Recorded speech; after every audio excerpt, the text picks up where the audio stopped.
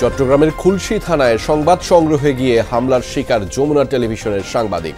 মারধর করে সিএমপির ডিসি আমিরুল, গণমাধ্যম কর্মীদের প্রতিবাদ।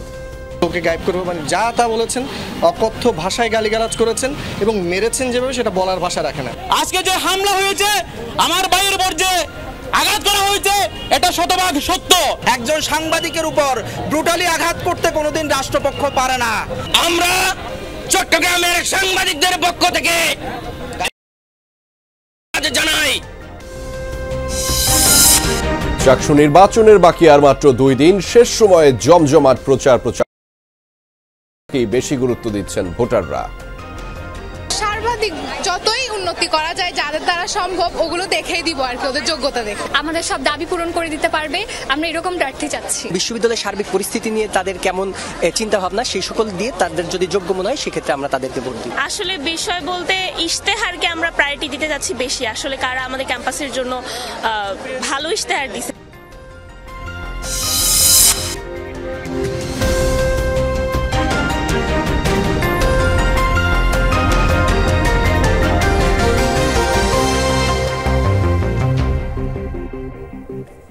দর্শক, এতক্ষণ শিরোনাম দেখছিলেন, আপনাদের সাথে আছি আমি আহমেদ রেজা। এবার জানাচ্ছি বিস্তারিত। চট্টগ্রামে থানায় সংবাদ সংগ্রহের সময় যমুনা টেলিভিশনের স্টাফ রিপোর্টার জোবায়েদ ইবনে শাহাদাতকে আটকে রেখে মারধর ও হেনস্থা করেছেন সিএমপির ডিসি আমিরুল ইসলাম। এই ঘটনায় সিএমপি কমিশনারের পক্ষ থেকে অভিযোগ তদন্ত করে ব্যবস্থা গ্রহণের আশ্বাস দেয়া হয়েছে। তাৎক্ষণিক শাস্তিমূলক ব্যবস্থা না নিয়ে শুধু আশ্বাস দেয় থানার সামনে প্রতিবাদ সমাবেশ করেছেন সংবাদকর্মী ও সাংবাদিক নেতারা।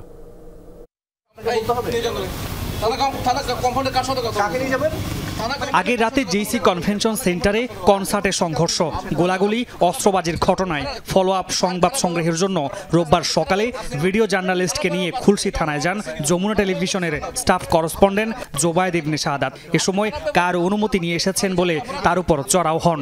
থানায় সাদা পোশাকে অবস্থান করা সিএমপির ডিসি আমিরুল ইসলাম টেনে হিস্ট্রে পাশের কক্ষে নিয়ে বেধড়ক মারধর করেন বলে অভিযোগ আক্রান্ত এই সাংবাদিকের।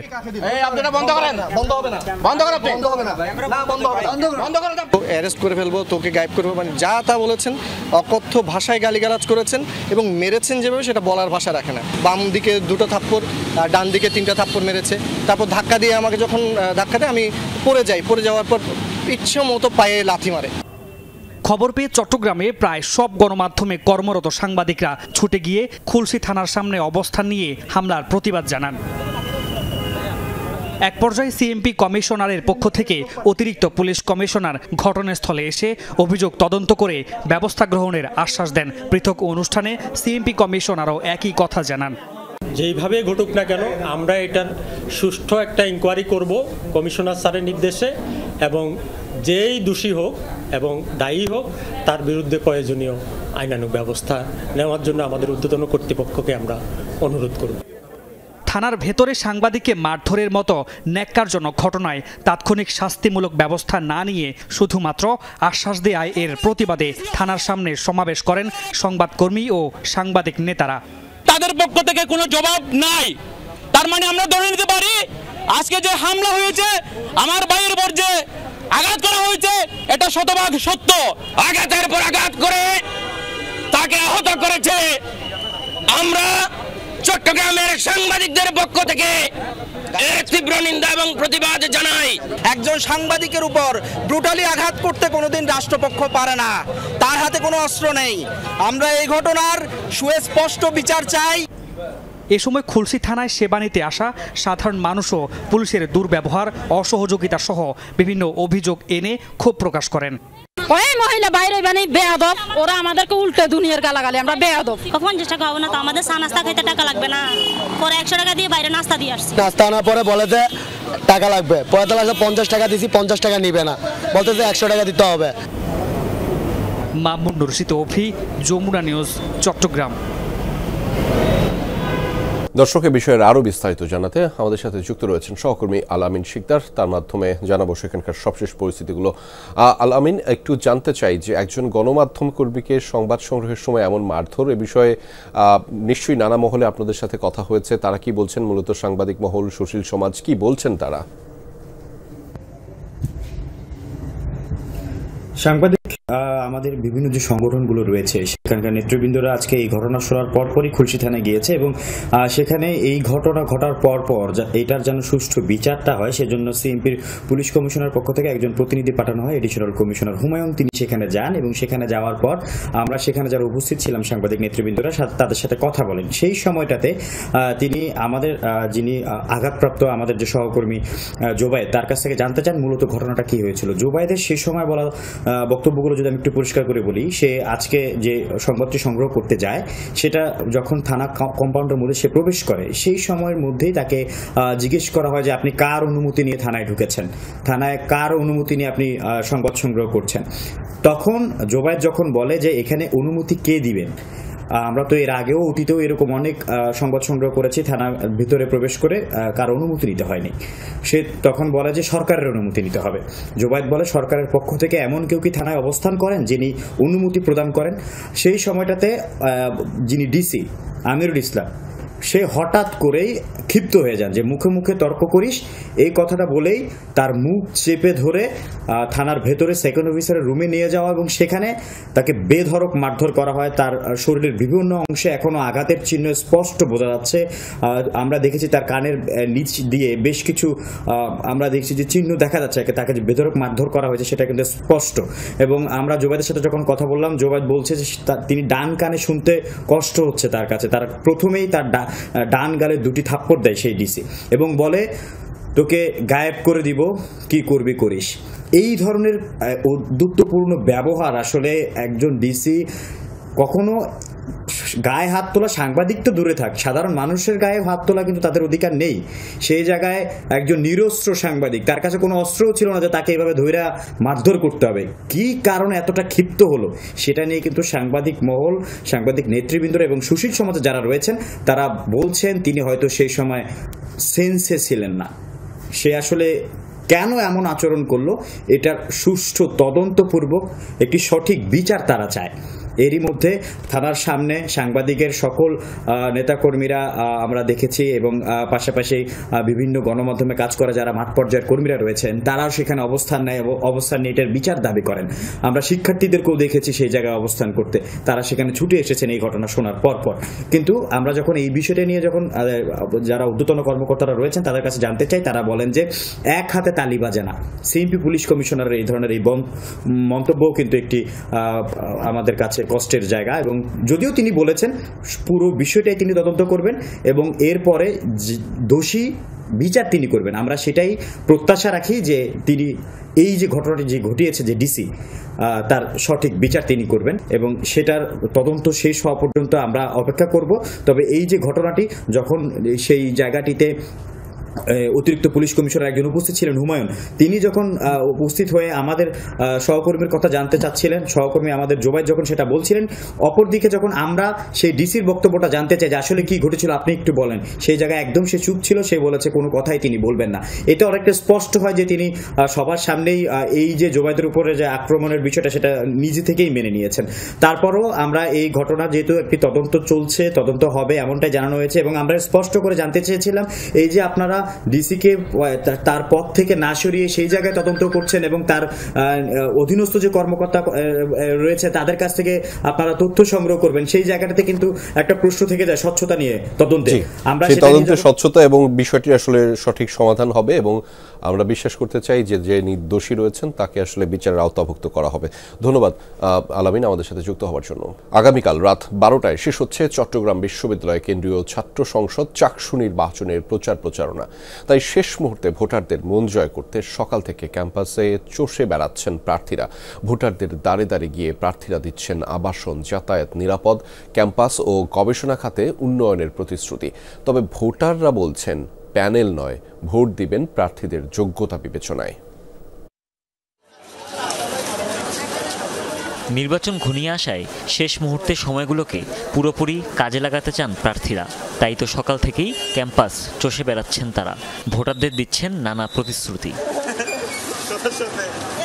শিবির সমর্থিত প্যানেলের প্রার্থীরা গণসংযোগ করেন ব্যবসায় প্রশাসন অনুষদ, বিজ্ঞান অনুষদ, কলা ঝুপড়ি, রেল স্টেশন সহ বিভিন্ন স্থানে। সার্বিক পরিবেশ ভালো মনে হচ্ছে। ভোটাররা উৎসুক, প্রার্থীরা উৎসুক। দু একটি ঘটনা ঘটেছে যেগুলো আচরণবিধি লঙ্ঘনের ব্যাপারে কথা এসেছে। আমরা মনে করি প্রত্যেকটি প্রার্থী এ ব্যাপারে সতর্ক আছে এবং সতর্ক থাকবে। আমরা অন্তত এই ব্যাপারটা নিশ্চিত করতে চাই যে চট্টগ্রাম বিশ্ববিদ্যালয় কোনো অংশেই বাংলাদেশের অন্যান্য কোনো ক্যাম্পাসের চেয়ে কোনো অংশে কম নাই, বরঞ্চ চট্টগ্রাম বিশ্ববিদ্যালয় গবেষণায় এবং আন্তর্জাতিক যে রেটিং আছে ইউনিভার্সিটিগুলোর মানের, আমরা কিভাবে এটাকে আরও উন্নতির দিকে নিয়ে যাওয়া যায় সেই ব্যাপারে বিশ্ববিদ্যালয় প্রশাসনের সাথে পরামর্শের আলোকে এবং আমরা সেই কাজ আমরা করবো ইনশাআল্লাহ। সমাজবিজ্ঞান অনুষদ, জীববিজ্ঞান, ব্যবসায় অনুষদ, নতুন পুরনো কলা অনুষদ সহ বিভিন্ন ঝুপড়ি ও আবাসিক হলে গণসংযোগ করে ছাত্রদল। যে দীর্ঘ 36 বছর পর আমাদের চাকসু নির্বাচন হতে যাচ্ছে, শিক্ষার্থীদের মধ্যে একটা উৎসব আমেজের পরিবেশ আমরা লক্ষ্য করছি। আমরা তাদের কাছে তাদের ভাবনা এবং বিশ্ববিদ্যালয়ের বিভিন্ন সমস্যার কথা জানতে চেয়েছিলাম। ইশতেহারে কোনো প্রকার সমস্যা আছে কিনা আমরা সেটা তাদের কাছে জানতে যাচ্ছি, বা ইশতেহারটা কেমন হয়েছে। তো ইশতেহারটা বেশিরভাগ স্টুডেন্ট বলতেছে যতগুলো ইশতেহার তারা দেখেছেন সব থেকে সেরা ইশতেহার হয়েছে ছাত্রদলের ইশতেহার। নিজেদের অবস্থান তুলে ধরতে বড় প্যানেলগুলোর সাথে পাল্লা দিয়ে গণসংযোগ করেন বাকি প্যানেল ও স্বতন্ত্র প্রার্থীরাও। আমরা রেসপন্স পাচ্ছি এবং প্রচারণা তার মতো করেই চলতেছে। অনেকগুলো আচরণবিধি লঙ্ঘনও ঘটেছে। সকাল 8টা বাজে বের হয়ে গেছি ছাত্রী কল্যাণ সম্পাদকে $13 দিতে। আসলে তো শিক্ষার্থীরা যখন আসছে সবাইকে দিচ্ছি। যোগ্য প্রার্থী দেখে ভোট দেওয়ার কথা বলছেন ভোটাররা। যেই প্রার্থী আসুক, মানে জিতে আসুক, এমন যারা ক্যাম্পাসটাকে নিরাপদ ক্যাম্পাস করে দিতে পারবে। ভালো ইশতেহার দিছে যে ক্যাম্পাসের আসলেই উন্নতি হবে একাডেমিক্যালি, অ্যান্ড আমাদের হল আবাসন নিয়ে যে প্রবলেমগুলো আছে সেগুলো আসলে আমি চাচ্ছি যে প্রবলেম সলভ হোক আমাদের এই ছাত্র নেতাদের মাধ্যমে। তো আসলে আমরা ইশতেহারটাকে গুরুত্ব দিতে যাচ্ছি।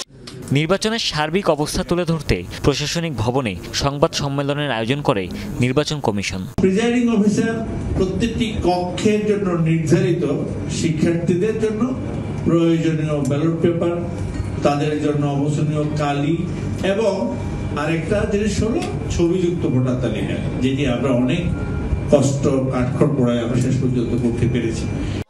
চাকসু নির্বাচনে কেন্দ্র ও হল সংসদ মিলিয়ে প্রার্থী 907 জন। ভোট গ্রহণ আগামী 15 অক্টোবর। হুমায়ুন রশিদ, যমুনা নিউজ। শাপলা প্রতীক নির্বাচন কমিশনের প্রতীক তালিকায় নেই। এটি তালিকায় অন্তর্ভুক্ত করা হবে কিনা সেই বিষয়ে কমিশন এখনও কোনো সিদ্ধান্ত নেয়নি বলে মন্তব্য করেছেন প্রধান নির্বাচন কমিশনার AMM নাসির উদ্দিন। নির্বাচনের প্রস্তুতি বিষয়ে চট্টগ্রাম বিভাগের মাঠ প্রশাসন, আইনশৃঙ্খলা বাহিনী ও নির্বাচন সংশ্লিষ্ট কর্মকর্তাদের সাথে বৈঠক শেষে একথা জানিয়েছেন তিনি। বলেছেন, যারা এনসিপির নেতৃত্বে আছেন তারা 24-এর আন্দোলনের সম্মুখ সারি থেকে আন্দোলন করেছেন। তারা গণতন্ত্রায়নের পথে বাধা সৃষ্টি করবেন না বলে আশা করেন সিইসি। সুষ্ঠু ও স্বচ্ছ নির্বাচন আয়োজনে কমিশন নিরাপত্তা, অপতথ্য, AI এর ব্যবহার রোধে ব্যবস্থা নিচ্ছে বলে উল্লেখ করেন তিনি। বলেন, গণতন্ত্রের উত্তরণটা যাতে সুন্দর হয় সে বিষয়ে সবার সহযোগিতা জরুরি।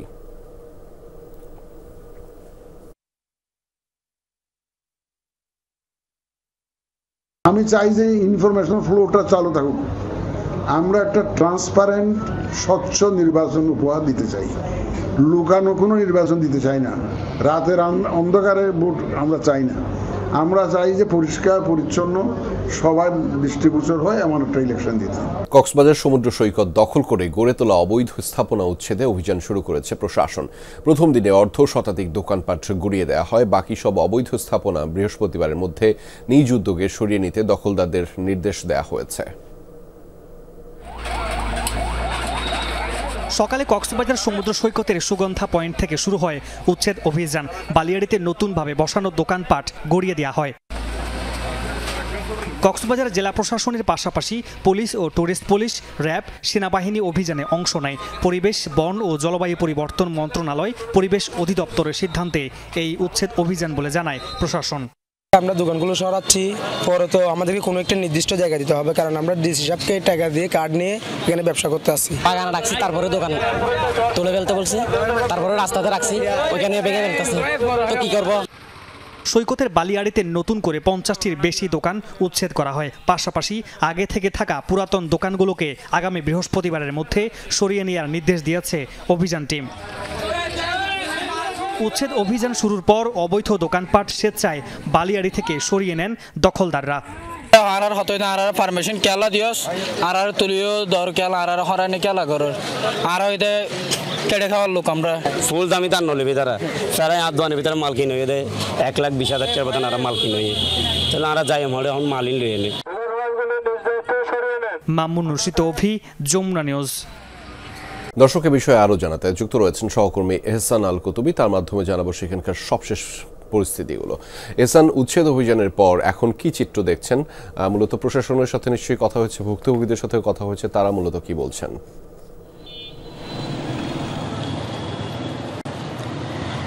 রাজা, এখানে বিষয় হচ্ছে জেলা প্রশাসন থেকে যে কার্ডগুলো বিতরণ করা হয়েছে ব্যবসা করার জন্য, অর্থাৎ দোকানের জন্য, সেই দোকানগুলোই মূলত আজকে উচ্ছেদ করা হয়েছে, বিশেষ করে নতুন দোকান। এবং এখানে সৈকতের যে বালিয়াড়িতেই মূলত তারা বসছিল কার্ড পাওয়ার পরে। এখানে ফিশ ফ্রাই এবং আচারের দোকান, পাশাপাশি ঝিনুকের দোকান হচ্ছিল।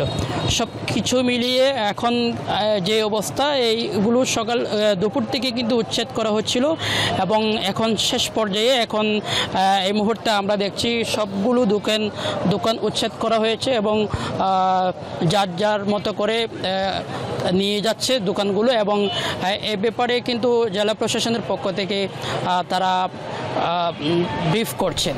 রাজা, সেই খবরের বিস্তারিত আপনার মাধ্যমে জানছিলাম। ধন্যবাদ আমাদের সাথে যুক্ত হওয়ার জন্য। বঙ্গোপসাগরে জলদস্যুতা থেকে কার্যকর পদক্ষেপ গ্রহণের দাবিতে কক্সবাজারের মহেশখালীতে বিক্ষোভ মিছিল ও মানববন্ধন করেছে ভুক্তভোগী জেলে ও ট্রলার মালিকরা। দুপুরে গোরখঘাটা জেটিঘাট এলাকা থেকে একটি বিক্ষোভ মিছিল বের হয়, পরে গুরুত্বপূর্ণ সড়ক প্রদক্ষিণ করে বাবুদিঘির পাড়ে এসে শেষ হয়।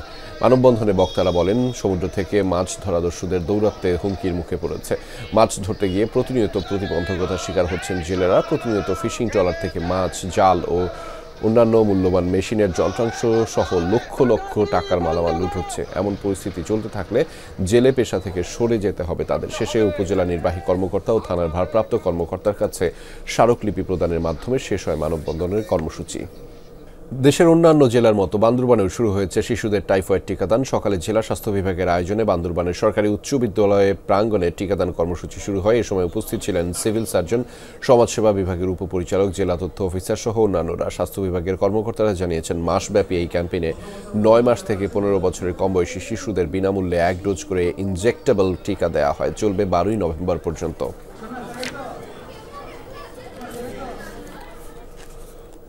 দর্শক, এই ছিল আজকের চট্টগ্রামের আয়োজনে। এতক্ষণ আমাদের সাথে থাকার জন্য আপনাদের সবাইকে ধন্যবাদ।